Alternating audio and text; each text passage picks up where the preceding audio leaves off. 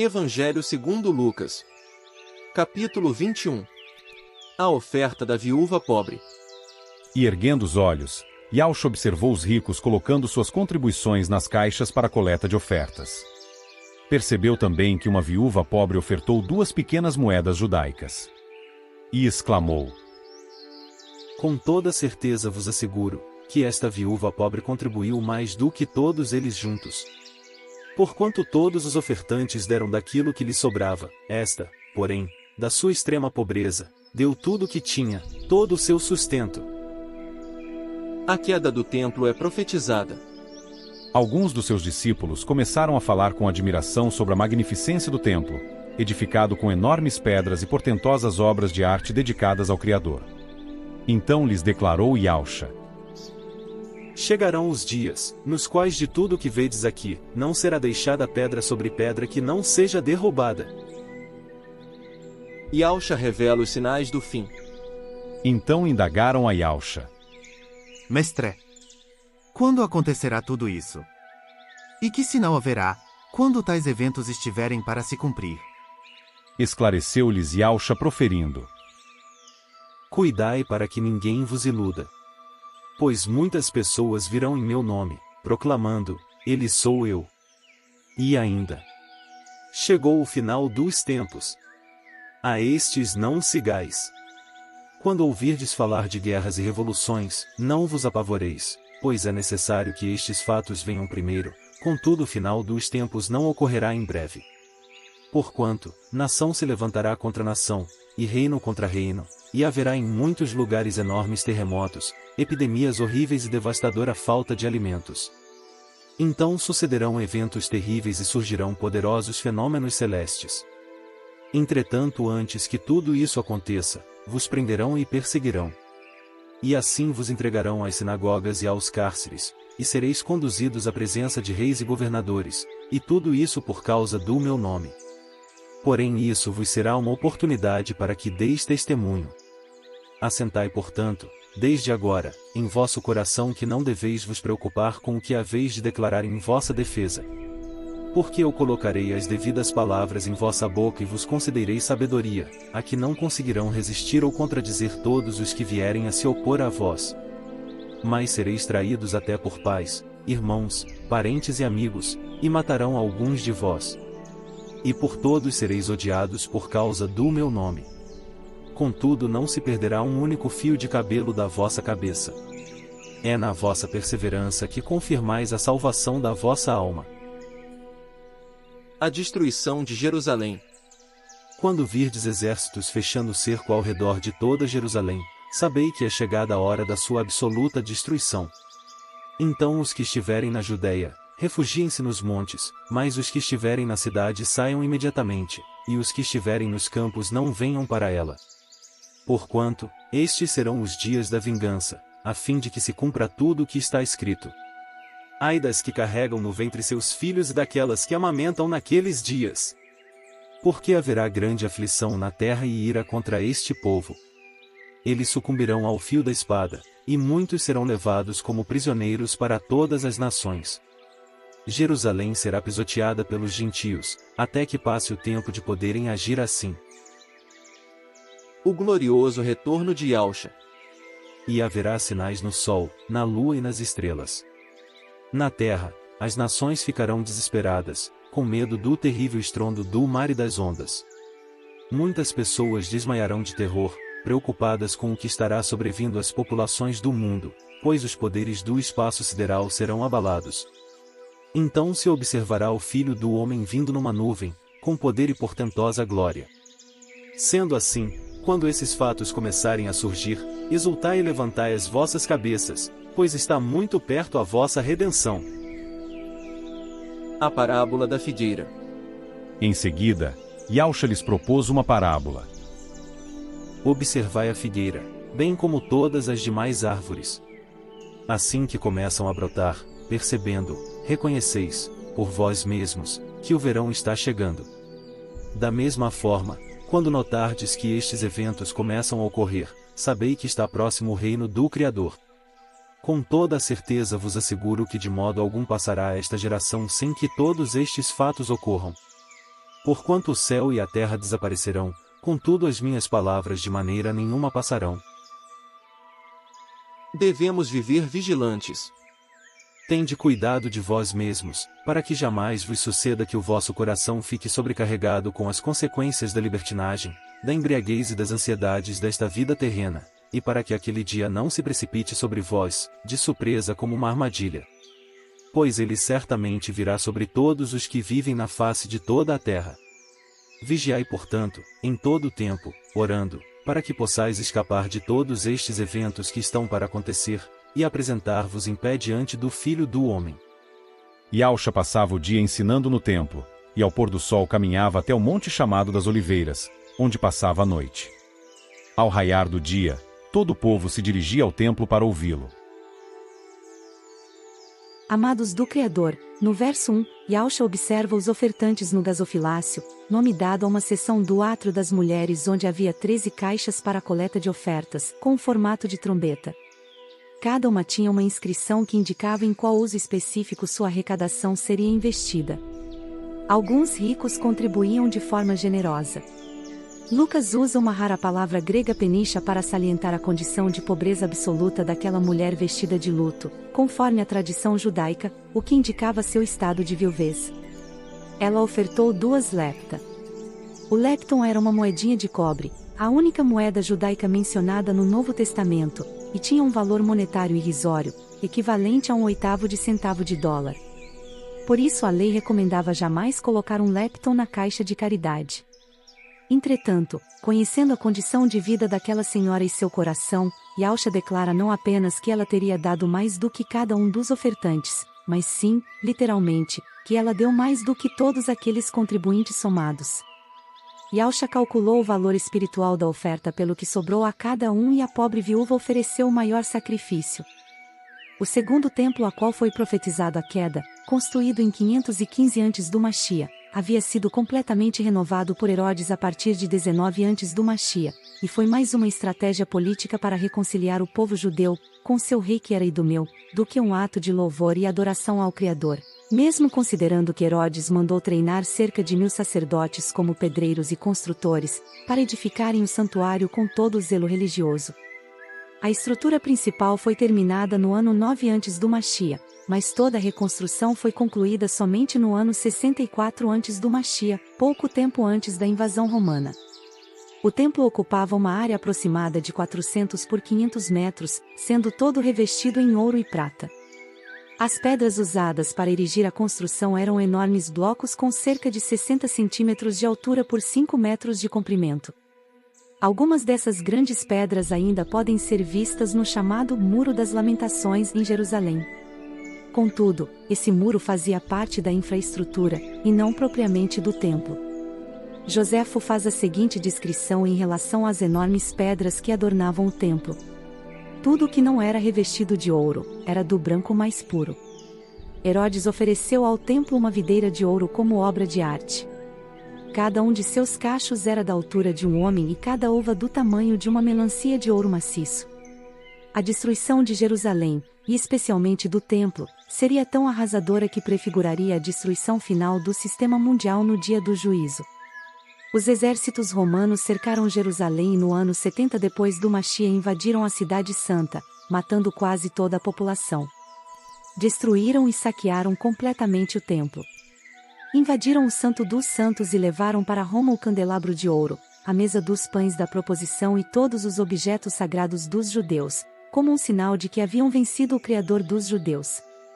Além de não deixarem uma pedra em cima da outra, Mateus 24, verso 2, e rasparem até o ouro que havia nas junções dos blocos de pedra, salgaram toda a cidade para que nem a grama voltasse a crescer naquele lugar. E querendo saber sobre o fim dos tempos, Marcos esclarece que essa pergunta foi feita por 4 discípulos, Pedro, Tiago, João e André. Marcos 13, verso 3. Mateus apresenta a questão de forma mais abrangente, incluindo um pedido de mais detalhes sobre o sinal do retorno de Yahshua e consequentemente do final dos tempos. Mateus 24, verso 3. Parte do discurso de Yahshua refere-se ao final dos tempos, e parte especificamente à destruição de Jerusalém. Em Lucas a distinção entre os dois acontecimentos considerando que a queda de Jerusalém faz parte das profecias em relação ao fim do mundo, é mais clara que nos demais evangelhos. Yahshua anunciou pessoalmente o fim das eras, mas adiantou que esse terrível evento não se daria logo. Yahshua expressa sua certeza na vitória final dos crentes fiéis, embora tivessem que passar por períodos muito difíceis à frente. E termina com um desafio animador aos seus seguidores no sentido de permanecerem vigilantes e não se deixarem envolver pelas preocupações deste mundo. A linguagem usada pelo Mashiach relembra passagens do Antigo Testamento, segundo Coríntios 15, verso 6, Isaías 8, versos 21 e 22, Isaías 13, verso 13, Jeremias 34, verso 17, e enfatiza que ele estava descrevendo uma visitação divina. Yahshua adverte seus seguidores e discípulos para não se deixarem enganar pelos acontecimentos tumultuosos pelos quais passaria a terra. Em épocas conturbadas apareceriam falsos Mashias, ou seja, falsos salvadores, afirmando ser como Mashiach, e predizendo a data do final dos tempos. Todos os acontecimentos citados nos versos de 8 a 18 caracterizam a era presente como um todo, além de serem sinais do final dos tempos. Mateus 24, versos 3 e 6, Marcos 13, verso 25.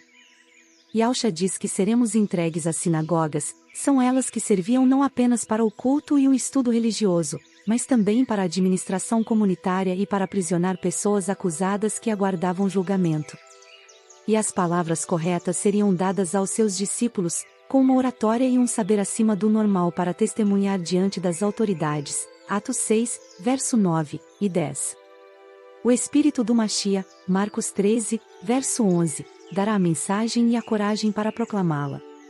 Atos 4, versos 8 ao 13, Atos 6, verso 3 e 10, e Atos 7, verso 1. Quando ele diz que não se perderei um fio de cabelo, é preciso muito cuidado para não interpretar literalmente metáforas e outras figuras de linguagem muito usadas nas Escrituras. Yahshua não estava garantindo a integridade física dos seus discípulos, uma vez que ele mesmo avisou sobre a morte de alguns. Lucas 16. Mas assegurou aos fiéis que mesmo a morte não lhes roubaria todas as honras e glórias para eles reservadas no céu. O Mashiach sempre está no controle da história e especialmente da vida de cada crente. O resultado final será sem dúvida o triunfo eterno. O crente jamais sofrerá perda total e real, pois seu espírito receberá um novo e perfeito corpo na ressurreição. Filipenses 3, verso 21. No verso 19, a palavra grega para alma é psique, de onde vêm as palavras psiquiatria, psicologia. A psique é um interesse das emoções, sentimentos, vontades, paixões, razão e entendimento, e por isso, a alma é diferenciada do corpo físico. A psique é o nosso eu interior, a essência da vida. Várias vezes essa palavra no grego denota a própria pessoa. Atos 2, versos 41 e 43, 1 Pedro 3, verso 20. A psique não pode ser dissolvida com a morte. Corpo e espírito serão separados, mas espírito e alma podem apenas ser diferenciados, jamais divorciados. As Escrituras nos ensinam que o ser humano é constituído de 3 partes. O corpo, nossa parte física. A alma, constituída pelas emoções e intelecto. E o espírito, que é nossa verdadeira e eterna natureza. Ao recebermos Yahshua como Salvador pessoal, nosso espírito, que estava morto por causa do pecado, é prontamente revivificado, e portanto devemos passar a alimentá-lo com a palavra, e cuidar para que, tendo um desenvolvimento saudável, possa cada vez mais viver em harmonia com o Espírito do Criador. Esse é o mais amplo aspecto do reino do Criador, o qual nosso Mashiach deseja que se expanda dentro de nós, e administre as mais profundas dimensões do nosso caráter e personalidade. A disposição e a coragem para enfrentar lutas interiores, perseguições e provações em geral são confirmações de que somos verdadeiramente salvos, e portanto podemos ter essa certeza e a paz decorrente. Mateus 10, verso 28. Quando um exército cercava uma cidade, o mais indicado era buscar refúgio dentro dos muros. Entretanto, Yahshua previne seus discípulos para que fujam do centro da cidade e busquem segurança nos montes. Os muros de Jerusalém aguentaram os fortes ataques dos exércitos romanos por cerca de 3 meses, quando então foram invadidos violentamente e todo o povo chacinado. Mateus 24, verso 16. Os dias da vingança eram a maneira profética de se expressar no Antigo Testamento, para advertir os judeus em relação à justiça punitiva do Criador, em consequência da incredulidade e da infidelidade dos líderes religiosos e do povo em relação ao Machia. Isaías 63, verso 4, Jeremias 5, verso 29, Oséias 9, verso 7. Na verdade, Jerusalém já vinha sendo dominada por nações gentias, há vários séculos, e esta dominação ainda seria pior com a devastação dos romanos às sucessivas guerras com os países árabes, as grandes guerras mundiais, hoje com a forte presença gentílica na cidade, haja vista que a principal mesquita muçulmana na Palestina está situada sobre as ruínas do templo no centro de Jerusalém, e no futuro com novas e poderosas invasões. Apocalipse 11, verso 2. Por outro lado, esse também é o tempo da oportunidade, um longo tempo da graça do Criador para que todos os não-judeus possam receber o Machia e serem salvos. Marcos 13, verso 10, Lucas 20, verso 16, Romanos 11, verso 25.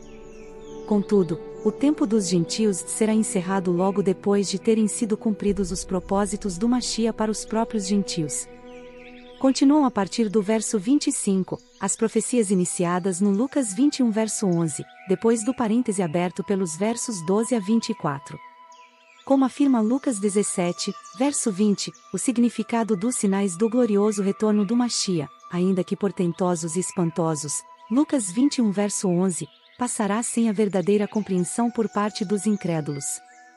O próprio discípulo que for incauto ou infiel será apanhado como um pássaro por uma armadilha. Essa terminologia apocalíptica do Antigo Testamento e dos escritos judaicos é muito utilizada para descrever convulsões políticas, ou acerca do fim do mundo. Aqui devem ser considerados ainda os fenômenos cósmicos que ocorrerão. Isaías 13, verso 10, Isaías 34, verso 4, Ezequiel 32, verso 7. Muitas das predições de Yahushua têm a ver com a iminente destruição de Jerusalém que ocorreria em 70 depois do Machia, mas consideram também que esse seria um dos grandes sinais quanto ao final dos tempos e o glorioso retorno de Yahushua, Daniel 7, verso 13. Contudo, os discípulos do Machia não devem ficar apavorados quando observarem esses sinais, mas erguer as cabeças, olhar para cima, de onde virá a nossa redenção, a salvação completa e eterna de nossas almas e a dádiva de um novo corpo glorificado. Romanos 13, verso 11, 1 João 3, verso 2. Falando da geração que não passará, segundo descobriu-se nas análises dos rolos do Monte Qumran, a expressão geração significa a duração de uma vida, e pretendia identificar um tipo especial de pessoas, como no Antigo Testamento, os maus, Salmos 12, verso 7, e os bons, Salmos 14, verso 5. Isso quer dizer que aquelas pessoas que presenciarem os sinais dos grandes eventos são de uma geração que verá o cumprimento daquelas profecias específicas, por exemplo, como ocorreu com a geração a qual Yahushua profetizou sobre a destruição de Jerusalém. Aqueles que viram o cumprimento da profecia, faziam parte da geração que foi até o fim. Da mesma forma, aqueles que virem os grandes sinais, que antecederão o glorioso retorno de Yahushua, haverão de ficar firmes até o fim. Tal como última hora, 1 João 2, verso 18, hoje, Hebreus 3, verso 7 e 15, ou agora, 2 Coríntios 6, verso 2, geração significa também a fase final da história da salvação. A geração dos fins dos séculos, 1 Coríntios 10, verso 11, que se estende da ressurreição de Yahushua até a revelação pública do reino prestes a surgir, mas cujo tempo cronológico é indeterminado. O cumprimento da palavra do Criador é mais certo e seguro que a permanência do mundo ou do próprio universo. Mateus 5, verso 18. A volta gloriosa de Yahushua abrangerá todas as nações e a raça humana em geral. A queda de Jerusalém foi um evento localizado e específico, aviso do Criador para o mundo, e parte dos sinais que apontam para o final dos tempos. Os machiânicos escaparão da destruição eterna por evidenciarem um viver próprio dos salvos, que consiste em corações livres de vícios carnais e ambições mundanas. Lucas 21 verso 34, Hebreus 2, verso 3, 2 Pedro 3, verso 10 e 11. Mentes e corações em sintonia com as profecias e os sinais das Escrituras. Mateus 24, verso 33, 1 Tessalonicenses 5, verso 4. vida com alegria espiritual, fruto da esperança no Machia, sem desânimo. Lucas 21 verso 28, Tito 2, verso 13. E estado de oração constante, 1 Tessalonicenses 5, verso 17, 1 Timóteo 2, verso 8. Yausha fez questão de passar sua última semana na terra ensinando no templo, começando no princípio do dia até o pôr do sol. Desde a entrada triunfal até a Páscoa, de domingo até quinta-feira da Paixão. Após seus longos períodos de oração no Monte das Oliveiras, em Betânia, caminhava até a casa de Lázaro, onde pernoitava. Mateus 21, verso 17. Bem cedo, quando o povo chegava ao templo para ouvi-lo, ele já estava lá. Amados do Criador, à medida que concluímos a nossa análise do capítulo 21 do Evangelho de Lucas, somos desafiados a refletir sobre as profundas lições que Yausha nos deixa.